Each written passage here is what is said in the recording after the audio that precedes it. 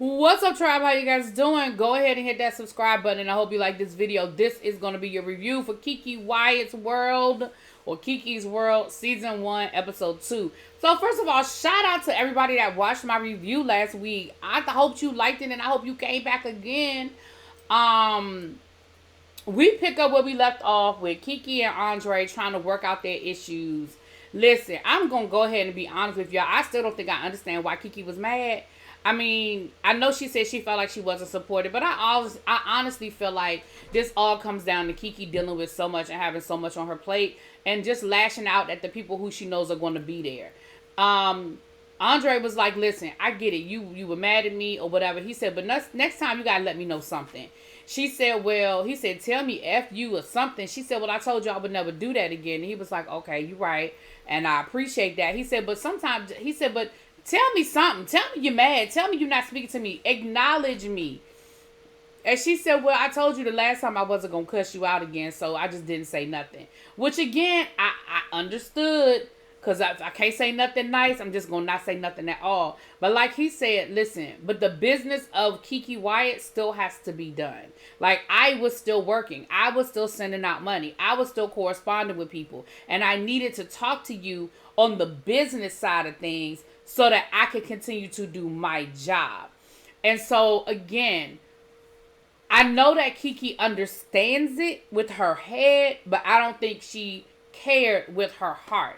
Because she's really going through so much. Her husband came downstairs in his uniform. Child, why he have on all black the whole episode again? And I could tell it was a different wife beater at certain points because it's a different style of wife beater. But sir, I need to see his closet. I need to know what is in his closet other than a black tank top, some black sweatpants, some black socks, and some slides. Do you own sneakers, sir? Do you own jeans, slacks?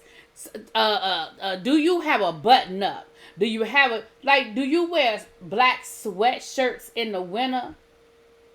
I need to know what his closet looked like, KeKe. I need to know what the closet looked like. I worked with a guy one time. He wore a white starched button-up shirt and blue jeans and cowboy boots every day. Every day. I said, okay then. So I feel like that's just what, because he wore it the whole episode. The whole episode, okay? He came downstairs and he told them they need to just make up. And they did. And then KeKe farted on everybody. And it was funny because they said it stank. And Andre said, because that was all that mean. That was all that evil up in you. You gotta love KeKe, child. KeKe just real. Because later on in the episode, she was farting again. And her mother was like, look, we human.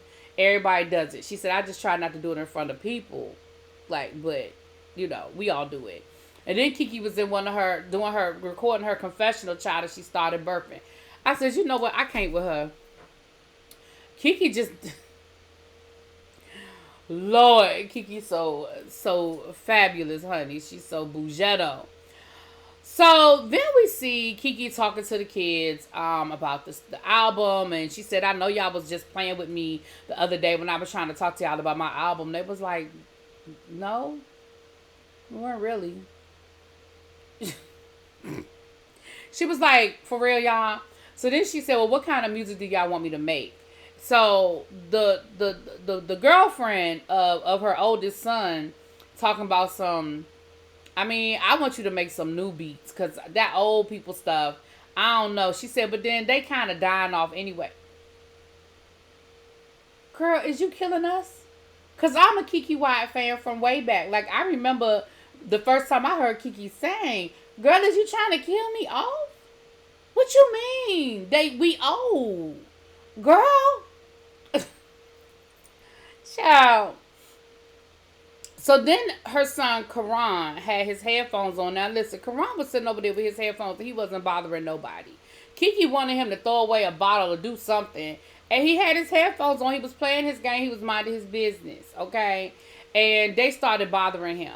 And so then one of them called him big booty or big butt or something. And he walked off and he was upset. So KeKe went to go talk to him. And he was like, look, I really hate when they pick on me. Like, it bothers me. And Kiki said, I forget. Because he's a big boy. He wears size 13 shoe. But he's 12 years old. So I forget sometimes that he is younger than what we see because he's a big boy. And he's sensitive. And she said, look, I got 11 kids, okay? And it's a lot. And if you count the girlfriend, you might as well just say you got 12. Because she said she showed up and never went home. So she belonged to you now. She been there for 4 years. Well, I don't know when she showed up, but she been there long enough that she living there. So you got 12 kids, okay? And she was like, each one of them has their own personality. And it's hard. It's hard to remember who likes what and what's this and what's that. And she said it's just a lot. And so she went to go talk to him. And he said, that's why. And she started crying because, Kiki love to cry, child. And he said, see, that's why I didn't want to say nothing because I really didn't want you to cry. I didn't want to upset you. He said, see, now you're crying. She was like, no, I'm not. He was like, your eyes are watering and your voice is cracking. You crying. And I was like, you know what? But he said, that's why he didn't say anything because he doesn't want to upset her. He said, but, it hurts his feelings and it does bother him when they pick on him or whatever. So we see the next day or, I guess it was the next day, child.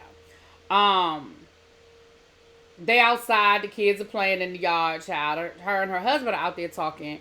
And she's telling him about the conversation. And he was like, the bullying, we really need to put a lid on the bullying. Like, it's too much. If it bothers him and if it makes him feel some kind of way, then we need to stop. We need to talk to the kids about it.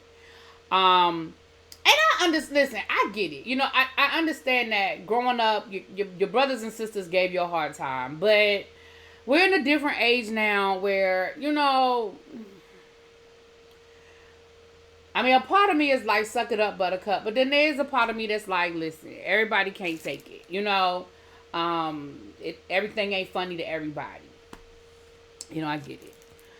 So then we see Kiki going down to rehearsal, child. Now, she's running a little late because she's bringing the baby. The baby's home, and there's a lot of layers to that. It ain't just like packing up a baby, Andre is there getting the band together, making sure the band is all good, and I think under these circumstances, they understand her running late. They understand why she's running late, and they give her some grace, but she's getting ready for a city winery performance, and she shows up, and she is hoarse. She is hoarse, and she still sound decent, but she don't sound like Kiki Wyatt, right? But they go through their rehearsal, and basically at the end of rehearsal, she was like, just pray. Just pray for me. Because this performance, we're going to pray on this voice and make sure it's ready for my performance or whatever. Now, I got a question, Miss Kiki. Now, this is an inappropriate question, so I'm just telling you now it's an inappropriate question. I don't want to offend nobody. I'm just letting y'all know that it is an inappropriate question. Kiki, did you get that big old booty from having them babies? Or did a doctor help you with that? Because Kiki got a ka-donk. Now, she look good. Okay, let me tell you something. Now, Kiki look good. Especially for a woman that done been pregnant 11 times. Kiki look good. But that booty is bootying. Okay?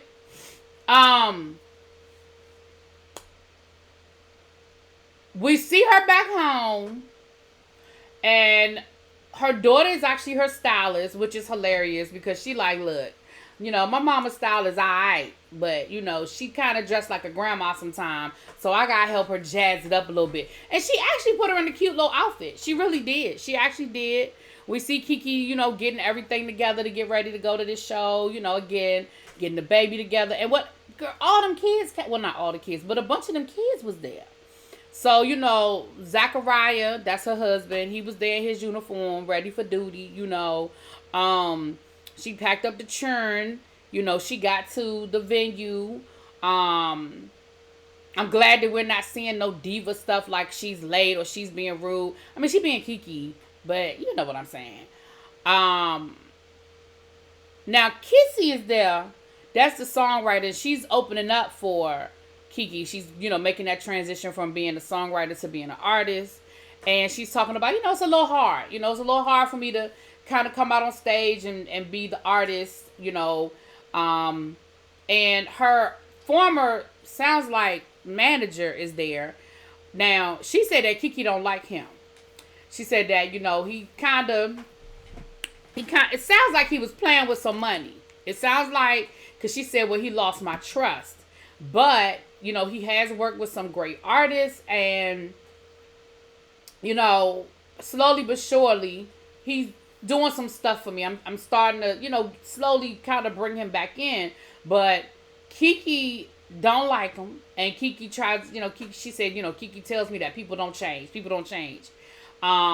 She said, so I'm just trying to keep him away from Kiki. So he was out front while she was performing and, recording the performance and everything. And when Kiki got there, Kiki saw him. Why she gonna say? Who over there wearing that bath sheet? Now he did have he had on a what's some things called? Like a poncho, right? And Kiki was immediately upset. She was immediately upset. And she gonna call Kissy over there to talk. Kissy gonna say, girl, you look good today. Look at you. She said, you smell different. That's not Dior. What's that? She said, Kiki was like, it's Dior. No, it's the same. Girl, don't do, what he doing here? Like, you're not gonna distract me. What he doing here? And she was like, I mean, he's, she said, I don't understand. Why do you have him here? She said, well, he's been doing some stuff. She said, he been getting me my coin.